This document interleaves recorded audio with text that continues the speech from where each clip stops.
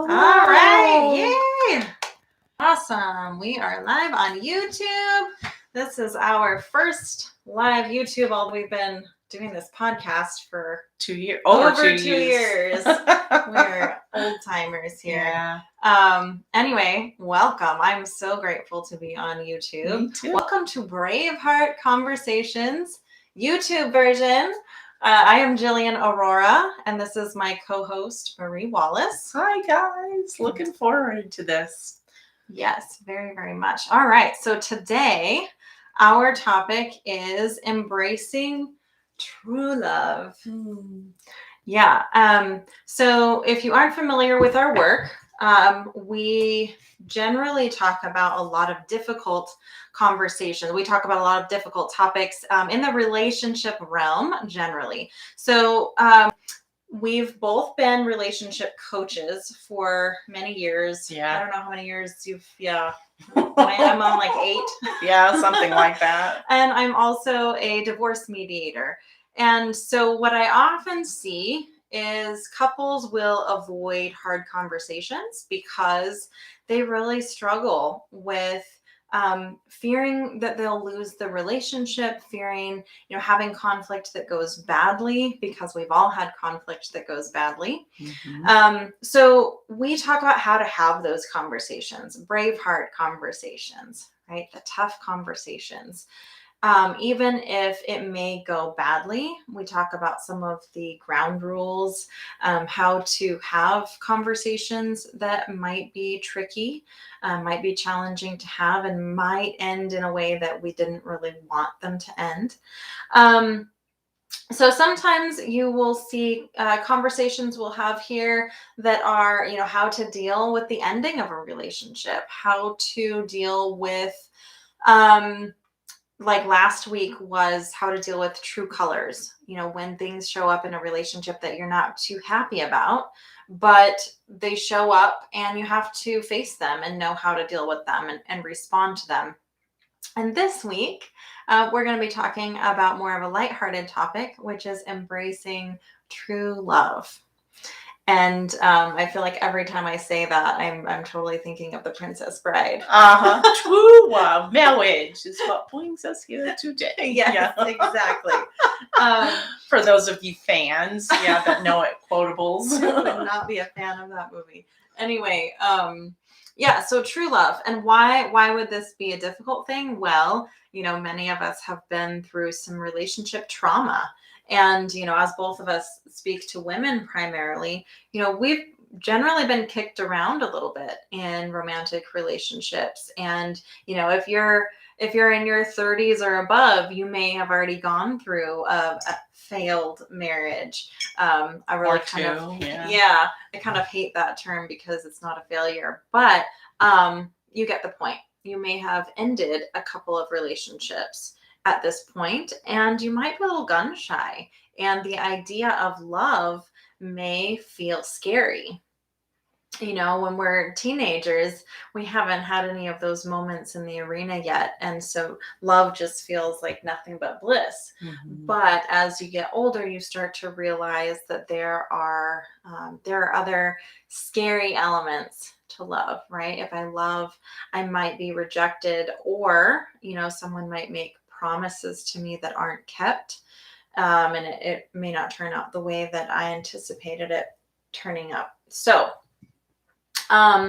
Marie, what are your thoughts about embracing true love? And I guess maybe share some of your story, because, Marie comes from a history of relationship trauma. However, she also has been married for over 25 years now. Yeah, almost 25. Yeah. Almost 25. Yeah. So we've been together over 25 years. So I've been through 2 failed marriages and many failed relationships. And as Jillian said, they weren't failures. They taught me something. And that was to look at the common denominator in all those relationships, which would be me. And what kinds of things was I doing or not doing to get the relationship that I felt I really craved, as well as deserved is a weird word, but but yes, I deserve a relationship that has those things that I value and cherish, and that it's a collaborative relationship. I've always been big about collaboration, whether it's in a relationship or a job or whatever. And so I had to really do a lot of deep self reflection to be able to understand where the trauma lies, as well as what kinds of addictive behaviors maybe I had, what kinds of people I was drawn to, um, and what was acceptable and not acceptable in a Mhm. relationship. And I think just getting really clear on the kind of relationship I wanted and not settle, not deviate from what I wanted. And in coaching, Jillian knows this too. Sometimes when you ask people, what do you want? They have someone in their head, and then they try to make the list to that person, that's instead of really going, what do I truly, truly want? Mhm. And then I began to just live my life, not like going, just being desperate about a relationship, so desperate that I wasn't living my life, because I that's happened before for me too, living for the next relationship or the new person in next to me kind of thing. And when I did that and I was really clear, I could actually notice what I wanted in a partner, and then it just appears, right? Like that sounds like magic. But the magic is I can recognize someone who has the traits that I want because I'm so clear in my head what I wanted. And now I have a partner that's so collaborative. I think we've been together 27, 20, almost 28 years. And so it's that collaboration with us, between us, and lots of hard conversations. So that's kind of my story. Was I gun shy? Yeah, I mean, super afraid that I would, all the things, because I've been in abusive relationships, both physically, verbally, emotionally, all, I guess, more than both.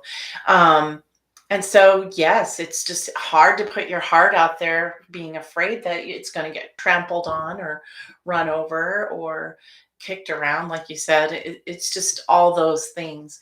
But in the end, when I'm really clear and I just hold my compass for what I want, and sometimes I have to go, I might be alone. I'd rather be Mhm. alone, than in a relationship that where I was alone still, but Yeah.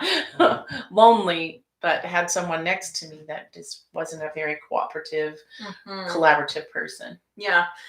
I would say for me, one of the biggest things I see in women who are ready to open up for a new relationship is their lack of trust in themselves can really be something that is preyed upon.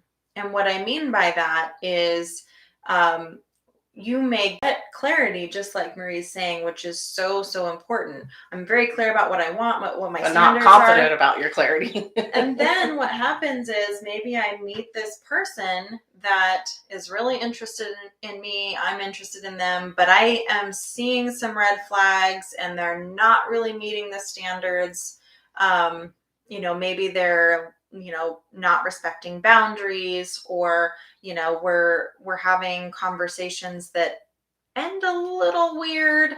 Um, when I don't have trust in myself, I may say, man, this feels a little off. It doesn't really seem like I want what I want and what I've communicated that I want. And if I'm not solid in me and trusting me, then it opens the door for that person to say, you just have trust issues, right? That's Yeah. just your trauma speaking. I don't know how many And times I'm I've heard not that. that other guy or what. Oh, I'm that not the other guy. guy. Yeah. And sometimes these can be used as just really big dismissals when you really are truly seeing a red flag. So, um, I would say I kind of have an unpopular opinion, because many women will say to me or to any other coach, they'll say, is this just my trauma? Am I Mhm. just, is this just trust issues? I just really need to work on I how just do have I, a bad picker. yeah, how do I learn to trust? I hear that one a lot. How do Mhm. I learn to trust? And my answer is always learning to trust is innate. If you show me trustworthy behavior, I will trust you. Mhm. If you haven't earned that trust, I won't trust you. And we need to get better at saying it's fine to not trust. Because what we've been told is that in a good relationship, we trust each other, as if somehow magically I can conjure up trust for someone who hasn't earned it. And that's just bullshit. It's not reality. When people act trustworthy, then they gain your trust. And the same vice versa. If I don't act trustworthy, you should not give me your trust, period. It's in consistency. It's in, following up with my word, following through with what I say I'm going to do. That will earn my trust. That will earn your trust. So that is a huge piece of that, getting into new true love is um, letting that be compatible with your self-trust. Because what I often see is we've done all this work after we've left a toxic relationship to trust ourselves, to gain better discernment, all these things. We've grown. And then we meet somebody that we fall in love with and we throw everything out the window because I love this person. And we repeat the whole cycle. So if you're going to actually own that wisdom that you just learned, it's not trust issues, it's discernment. It's discernment that you've learned. Your experience has given you discernment. Your experience has shown you patterns to look for, shown you red flags that should be scary, right? It's not trust issues, or, you can call it that, but maybe just own it and say, fuck yeah, I have trust issues, and I'm going to celebrate that I don't just trust everyone, because I'm valuable and I'm valuable enough to Mhm. protect. And when I'm valuable enough to protect, it means I allow myself to not trust some people if they haven't earned it. And something else I've learned about trust is if someone is demanding my trust, it means that they really don't want to do the work it takes to earn it. And am I Mhm. really interested in a relationship with someone who isn't interested in earning my trust? So, that trust piece is something I see that always comes up, right? Because it's so easy to tell a woman that she's just a victim of her trauma and she will always be broken because of her trauma and she'll never be able to think clearly. That is, Bullshit. it's, it's such, oh man, it drives me crazy. Um, so yeah, you can really trust yourself. And if you see red flags, it's not something to judge about you. It's not that you are just not a trusting person and that that's a negative thing. You've earned that wisdom, and don't suppress it. It's something that you can really just own and cherish. And truly, it's what we talk about all the time. It's intuition. Yes. And intuition is just that, like you were saying earlier, it's that innate knowledge that we've been accumulating all the time that's really automatic response, right? If you feel that niggle, if you feel like, there's something wrong here, really pay attention to that. And go, why is it that I'm feeling uncomfortable? Why did that really agitate me? Why did that bother me at all? And get curious, as well as, why is my intuition speaking Yeah. here? What is the information? And it is okay to question. It's okay to question your relationship. It's okay to question all your relationships, um, including your relationship with yourself and the divine and whoever else that you. It's okay to question, because it's in that questioning when you get your discernment Mhm. and be able to figure out what it is, and then monitor and adjust. Yeah. Is it something really big that says a hell no and I'm out? Or is it just somewhere that one or other of us, because sometimes it might be an adjustment on my part, one of us needs to adjust and to figure out this thing. But if you see the other person's not working, and we've talked about this in many episodes too, if it's just a one-sided working relationship and you're the one carrying the whole load, that's more than a flag. That's a more of a you're in a one-person relationship. Yeah. It's not a teamwork, collaborative effort. Absolutely, absolutely. Yeah, and I do want to speak to some of us that legitimately have trauma in our history. There are some real big triggers, and Yeah. I know for me, I was scared. I was nervous that I was going to dump all of this stuff on a new partner, right? And so I do want to address that, not just in Good the call. Yeah. idea that you've earned your trust, that, or I'm sorry, you've earned your discernment. That is true. And there is also this very legitimate part of us that's like, but I just experienced verbal abuse, maybe physical abuse, someone who was very absent in a relationship, and now I'm afraid that I'm going to burden someone else with those experiences. Okay, so I want to speak to that for a moment. So, I'm going to share some of my relationship experience. So, I was with an alcoholic husband for 6 years, and I experienced a lot of verbal abuse. I experienced a very just insecure and shaky relationship where there were a lot of threats to leave, threats to harm me, not physically, but financially, legally. Emotionally, there was a lot of threatening behavior when substance was involved, and then once they were sober in the morning, couldn't remember any of it, right? And we're back to normal. So it was a lot of like, I have no idea what the hell is happening. Am I going to get thrown out today? Are we good today? Am I going to get flowers to like? It was just like All the things. all over the place. A lot of instability. And um that was not my first experience with an alcoholic partner. And after I got out of that relationship, I I spent a lot of time healing and growing and on my own, um and eventually when I met my next partner, I was really nervous about substance. And it took me a little bit actually in that relationship to acknowledge in myself, you know, being around people who are inebriated or drinking really at all, really, it was so triggering to me. It would put me in a place of fear and anxiety, and it was awful. And for a while, my response was I judged myself for it. My response was normal people drink. It's totally healthy and acceptable for people to drink occasionally, and I just need to get over myself. And what's wrong with me? What's wrong with me? Mm-hmm. Yeah.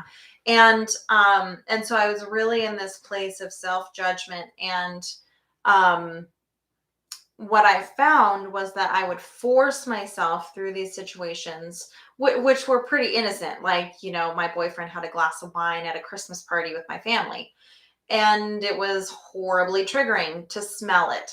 Like, that was very, very triggering for me. And instead of owning that, I really tried to bury it.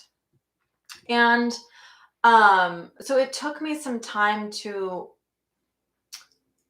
be okay with owning my triggers and my traumas. And here's the key.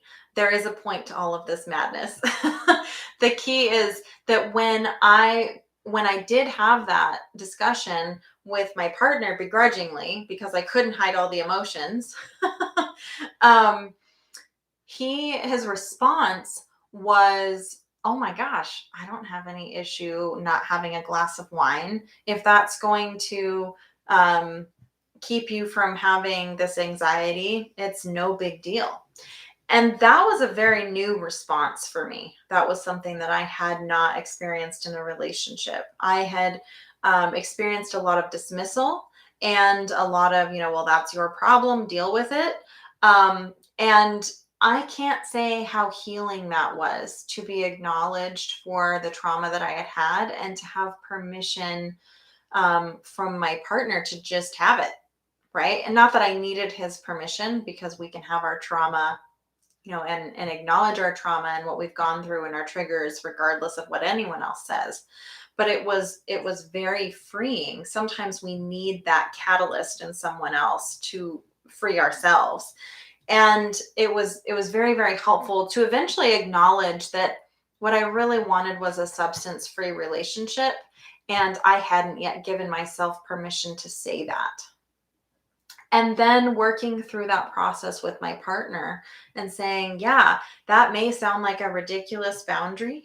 That may sound like a ridiculous standard, but I'm going to allow myself to be that outrageous, because that's what I need, because of the trauma that I had overcome, the experiences that I had overcome. I was going to be outrageous enough in my self care that I said, this is what I need. And my partner was completely okay with that. It to him wasn't giving up something, and I made sure I wasn't saying, you know, I don't care if you really want to drink, you can't drink because you're in our relationship. It was more like, if you'd like to drink, that's okay. It's just not going to be a fit for a relationship with me. So, like, I'm not condemning you drinking. I do realize that most people can drink recreationally. It's just really not a fit for my relationship. And then he was able to choose freely what he wanted to do. So, that's a long example, but hopefully that gives you some sort of an idea about how a true partner will acknowledge your triggers and your traumas. And if they really want to be with you, and they are really if they are willing to be in a position with a partner who has had, more than one relationship, right? We've gone through these highs and lows, but they will see that as a strength, and they will see that as something to be celebrated, and they will be more than happy to accept all of the different complexities that come with you. And it's not like, oh God, I have to be with this person who has trauma. No, it's like, this person is a fucking badass, and they hold their standards accordingly because they've been through all this bullshit. And I'm more than happy to give up a glass of wine. Right. So, I only wanted to add it in your example that Jillian was an advocate for herself. That's how you get the love that you want. You have to be your own advocate. And at some point, you do have to trust yourself, and that what you're asking for and what you need is okay. Whether it's okay with the other person or not, it is okay for you to ask. And trust, the trust is yes, there's someone there for you. There's so many people, there are so many people in the world that will gladly accept you as you are, for all your complexities. But you have to be there, unwavering, because it's when we waver that those situations come up, that we naturally will sort of override. I mean, I'm not giving anyone permission, but sometimes if I'm not an advocate for myself, the other person might think it's not a big deal. And so when I am strongly an advocate for myself and I lay out what's important to me, it's a lot easier for them to accept or move on, than if I'm wavering. Well, she's kind of so on that, so it's probably okay if I have this glass of wine. It doesn't seem like it bothers her that much, because I withheld my voice, because I did not put myself in the ring to even fight the fight.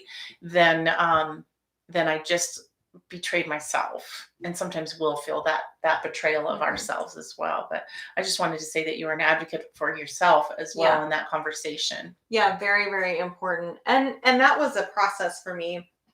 Like I said, I didn't go into that relationship knowing that I wanted a substance-free relationship. I discovered that as I faced those triggers. But I had to do the work within me to acknowledge that that was something that was an issue for me and something that was worth saying. Um, I don't want substance in my relationship, and I'm allowed to say that. I'm going to give myself permission to say that. And then it's really important to really be honest about the response. Mm-hmm. When you share a trigger or a trauma with a partner and you experience dismissal, something like, well, I'm an adult, so I'm allowed to drink. I heard that one, I don't know how many Mm-hmm. times. um you'll just have to deal with it, this is how I am. um those sorts of comments are really big red flags, and we often easily justify them, right?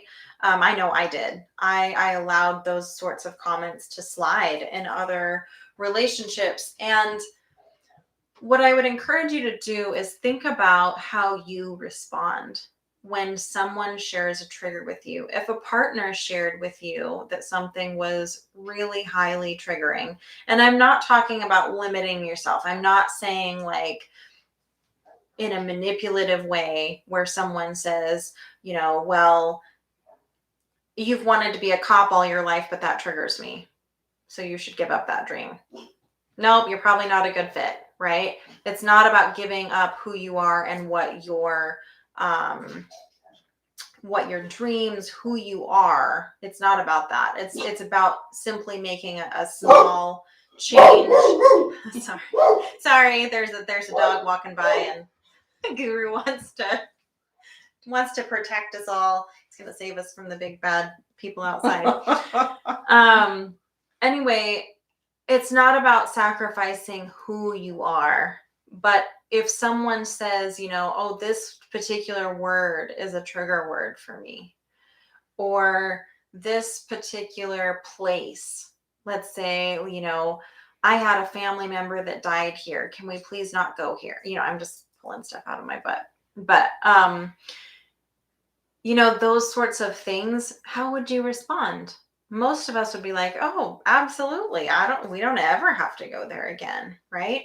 It's not well, I'm an adult, I can do what I want. That would be really odd to respond that way. So think about how you yourself would respond to someone's request to honor what I call a trigger boundary, right? When you have, or a trauma boundary. It may be a boundary that's really atypical. It's unusual, right? Just like for me, it's not a usual boundary to have, I require a substance-free relationship. That's not a usual boundary. It's a boundary that came out of some trauma, and I allow myself to have that boundary. And so your partner will respect those boundaries, and they may have some boundaries of their own around their own traumas, or hopefully they will have their own boundaries in general, because that is a definite key in a healthy relationship, is the ability to communicate what is and isn't okay with them. So do you have anything to add to this? The only other thing I wanted to add was some self-reflection time, because sometimes we don't give ourselves enough time in between relationships to really um, maybe analyze is a big word, but just look at what went wrong in the relationship and what my part was and what their part was. Where did I let down my boundaries, or where did I not stand up for myself and use my voice? And that self-reflection time is so key and critical, because I have been the person, and I know lots of people who go relationship to relationship and go and not even take the moment to say, what did I like about this relationship? What did I not like? And what do I want more of? What do I want less of? And that informs your next decision. That's how you get to a more discerning process, is actually analyzing and looking at your data, your relationship data. I don't know, I just made that up, but it's kind of true. What was the data before that informed me, and how do I make this relationship the kind of relationship I really want? If I'm not taking the time and I just look at the next shiny object, because the next relationship to fill that space, because I'm feeling needy and wanting that person body next to me, if it overrides me taking the time to really stop and think and reflect, however that may look, because it could be just time alone, and it could be writing, it could be any number of things, but just taking a moment to be more discerning. I call that the relationship autopsy.